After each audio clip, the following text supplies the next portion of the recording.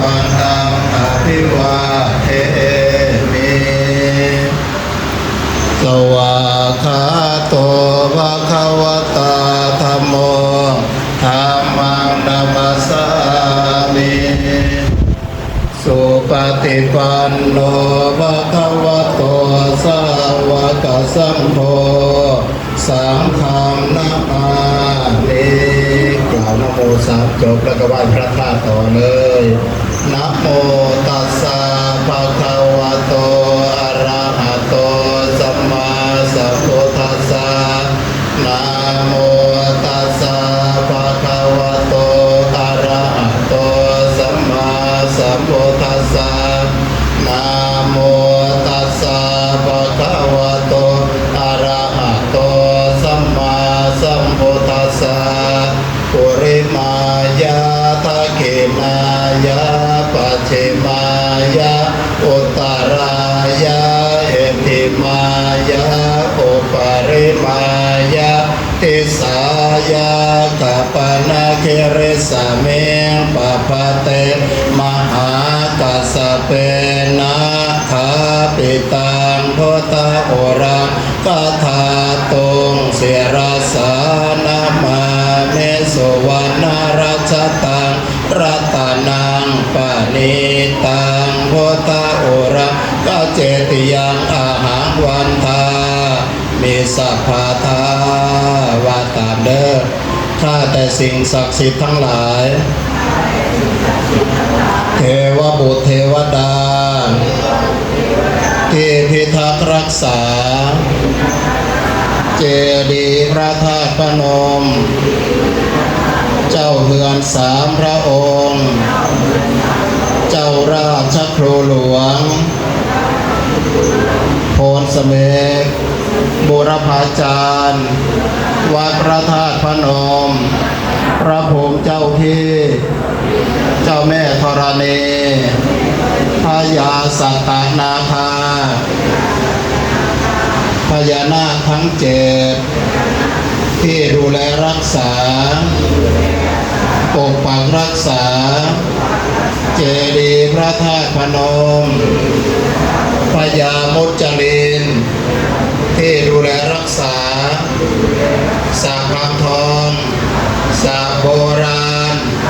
หน้าอาคารคณะบุญญเขตสามัคคีพระภูมิเจ้าที่เจ้าแม่ธรณีที่ดูแลรักษาอาณาบริเวณ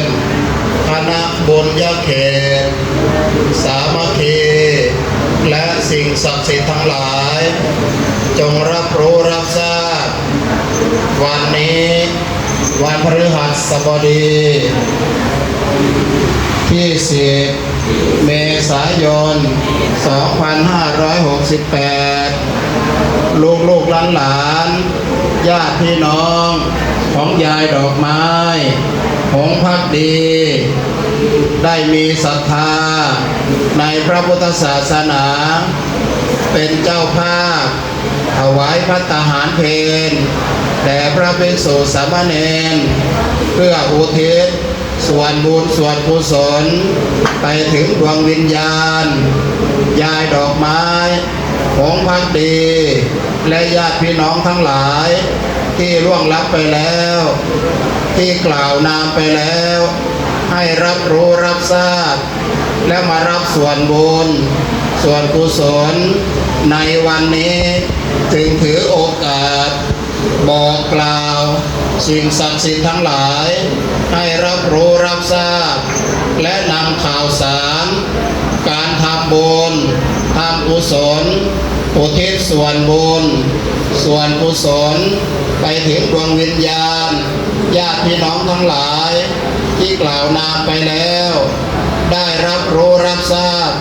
และมารับส่วนบุญส่วนกุศลในคราวครั้งนี้ด้วยเถิดสาธุอิมานิมะยังพันเตภัตตานิสัปปริวารานิภิกขุสังคัสสะโอโนชยามะส สาธุโนพันเตภิกขุสังโฆอิมานิพัตตานิสัพปริวารานิปฏิคันหาโตอัมหากังทีคารตังอิตายะสุขายะพันเตข้าแด่พระสงฆ์ผู้เจริญข้าพระเจ้าทั้งหลายบอกซื้อลูกๆหลานๆญาติพี่น้องสุคนเชิญจ้าว่าที่ผู้ใหญ่บ้านเด้อบอกดังๆเด้อถูกจักซื้ออยู่เด้อว่าที่ผู้ใหญ่บ้านเด้อเอาว่าตามได้น้อมนำมาแล้วซึ่งภัตตาหารขอน้อมถวายแก่พระสงฆ์ขอพระสงฆ์จงรับเพื่อประโยชน์และความสุขความเจริญแก่ข้าพเจ้าทั้งหลายข้าพเจ้าทั้งหลายขออุทิศส่วนบุญส่วนกุศลที่ได้กระทำในวันนี้ไปถึงญาติพี่น้องทั้งหลายของข้าพเจ้าที่กล่าวนามไปแล้วให้รับรู้รับทราบและมารับอนุโมทนาในคราวครั้งนี้หากตกทุกข์ได้ยากลำบากเข็นใจขอให้พ้นจากทุกข์ถ้ามีความสุขแล้วขอให้มีความสุขยิ่งขึ้นไปเถิดสาธุ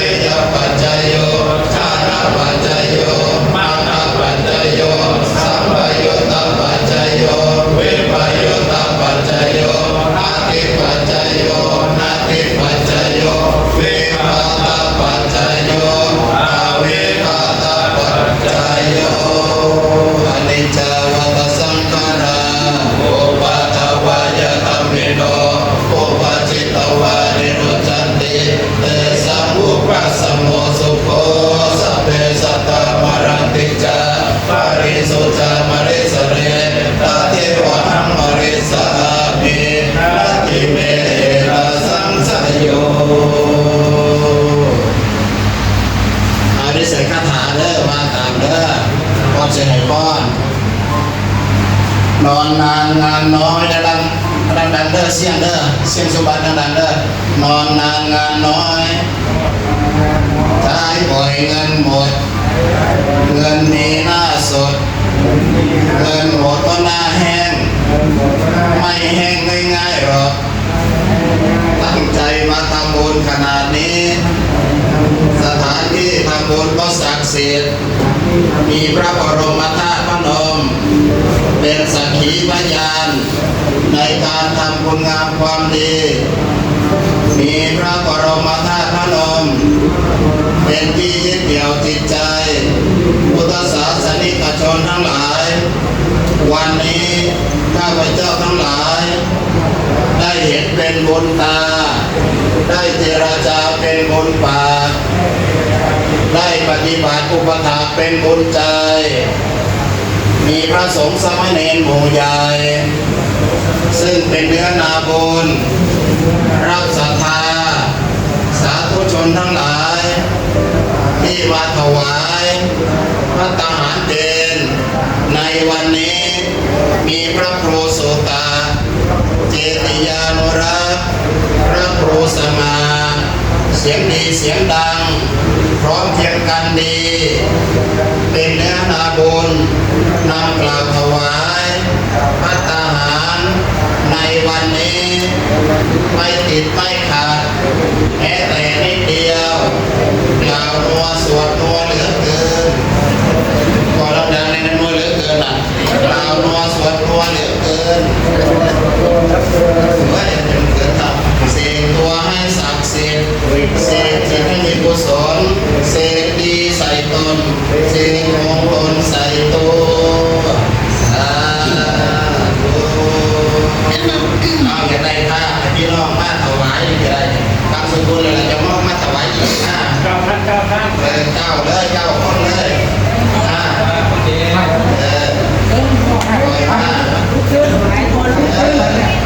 ผู้ชายไว้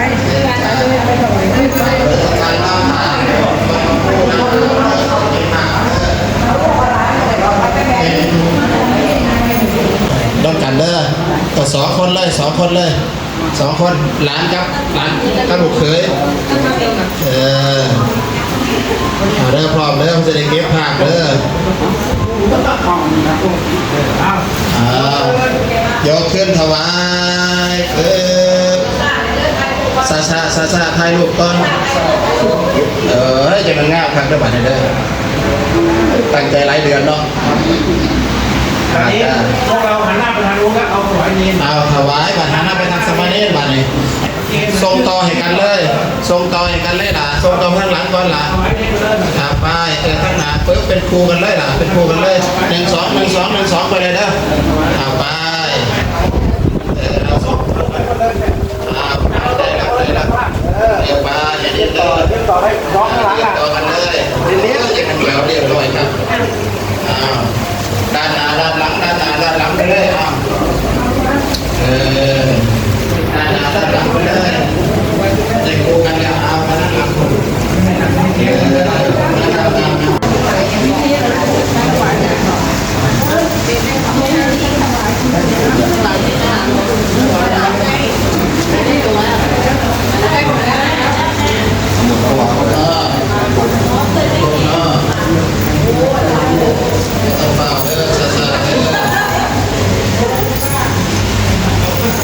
พี่น้องที่พ้นลงแล้วระลึกถึงเป็นจดหมายแจ้งออกใหม่ยะถาวะริวะหาปุราปาริปุเรนติสังขรังเทวะเมวะอิโตทินังเปตานังอุปกัปปติอิจิตังปฏิตังตุมังคิปะเมวะตะเมจตุสัพเพปุเรนตุสัพพะจันโดปนารโสยะถามณีโชติราโสยะถาโยเววาจันโตสัพพะโรโควินาศตุมาเอภวัตวันตรายโยสุขิอายุโกภวะอภิวาทนาสิริสเนจังวุฒาปัจจายโนจัตตารโอธรรมวัฏฏันติอายุวันโนสุขังภาลังอายัญจะโพธาเกนาเทนาสังฆังเมสุปฏิเทตาเทคาราตาเทตายาสถานาโสอุปกัปปติโสยะติธรรมโมจะยังเนตาเจโตเปตานะโอชาจักตาโอลานาภาลันจะเพโคนัมมโนปะเทนะโตมเหตุผลยังปัสสุตาอนัตปะกันเตเมนะปุญญกรรมเมนะโอปัจจายโกนตระอาจาริโยปัจจาระจะมาตาปิตาจายตกาสุริโยจันติมาราชกุณวัฒนาราปิจารมะมาราชหิตาจโตโลกปาลาเทวตายาโภเมตตามา นุสัจจมัจจตาเวริกาปิจัสสะเพสัตตา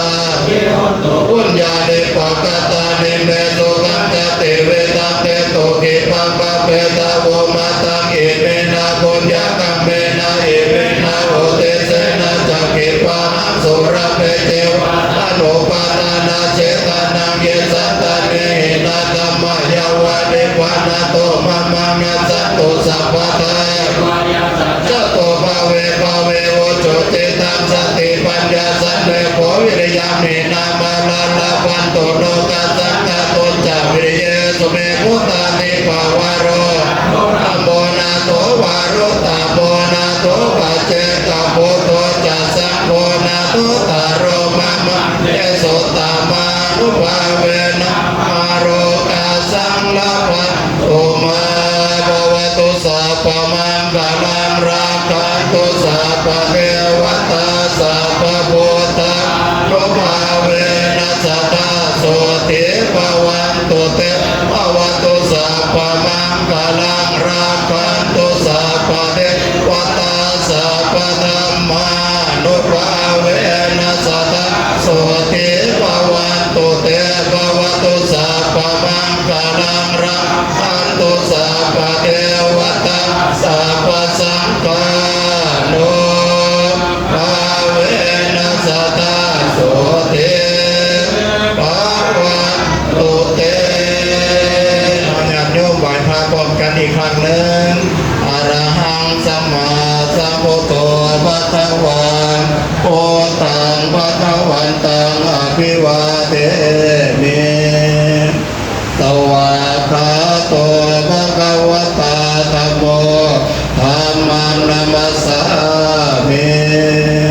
สุปฏิปันโนภะคะวะโตสา